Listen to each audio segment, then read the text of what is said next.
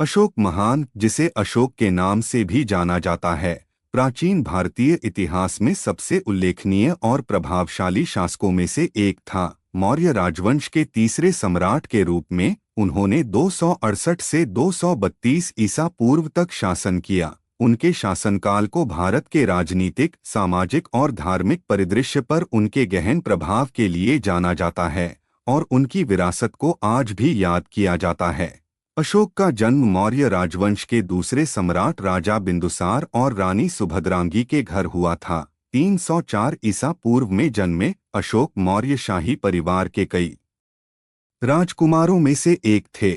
उनके दादा चंद्रगुप्त मौर्य ने लगभग 322 ईसा पूर्व मौर्य साम्राज्य की स्थापना की। सत्ता में उदय अशोक के शुरुआती वर्ष कठोर प्रशिक्षण और शिक्षा की विशेषता वाले थे। महल के कई षड्यंत्रों और संघर्षों के बाद अशोक अंततः अपने पिता राजा बिंदुसार की मृत्यु के बाद सिंहासन पर बैठा। अशोक का शासनकाल विस्तारवादी नीतियों की निरंतरता के साथ शुरू हुआ। उनके शासन में मौर्य साम्राज्य भारतीय उपमहाद्वीप के अधिकांश हिस्से में फैलते हुए अपने चरमोत्कर्ष पर पहुंच गया। उनके सैन्य अभियानों की विशेषता रणनीतिक प्रतिभा और प्रभावी शासन था। प्रशासन और शासन अशोक अपनी नवीन और प्रभावी प्रशासनिक नीतियों के लिए जाने जाते थे।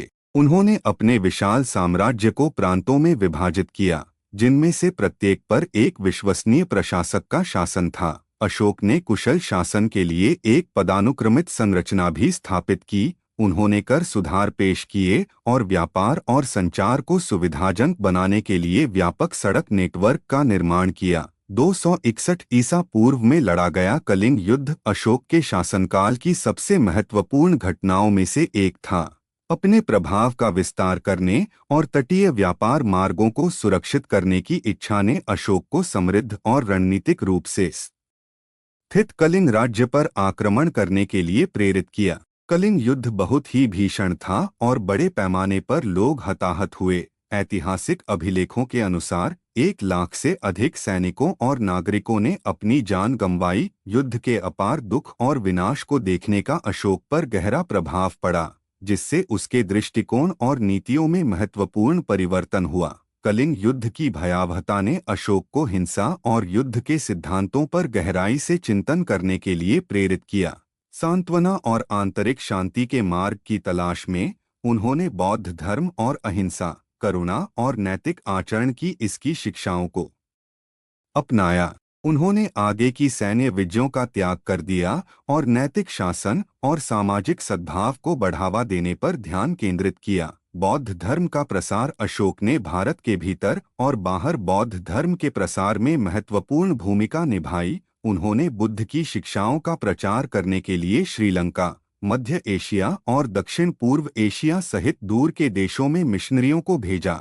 उन्होंने बौद्ध धर्म ग्रंथों को व्यवस्थित और संरक्षित करने के लिए परिषदें भी बुलाईं। सामाजिक और सांस्कृतिक सुधार अशोक के शासनकाल में कई सामाजिक और सांस्कृतिक सुधार हुए। उन्होंने धार्मिक सहिष्णुता को बढ़ावा दिया, अस्पताल बनवाए और गरीबों और बुजुर्गों के लिए कल्याण कार्यक्रम शुरू किए। उन्होंने स्तूप, विहार और शिलालेख भी बनवाए, जिनमें से कई आज भी उनके शासन की गवाही के रूप में खड़े हैं। भारत पर अशोक का प्रभाव बहुमुखी था। ऐतिहासिक महत्व अशोक की विरासत भारत की सीमाओं से परे है।